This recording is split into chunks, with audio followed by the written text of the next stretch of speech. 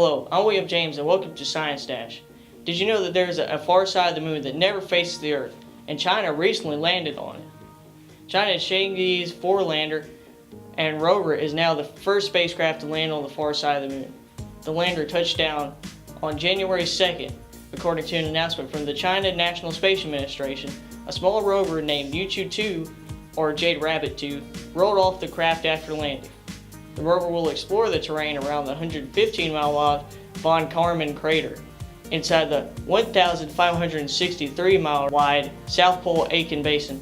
It is one of the largest and oldest impact features in the solar system. Also in space news, humanity is getting its first good look at an early building block of planets.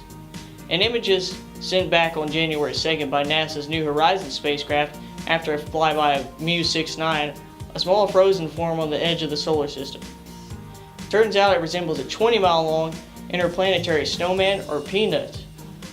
Mu-69 appears to have formed when spherical objects smushed together billions of years ago. Mutual gravitation keeps it together despite a 15-hour rotation.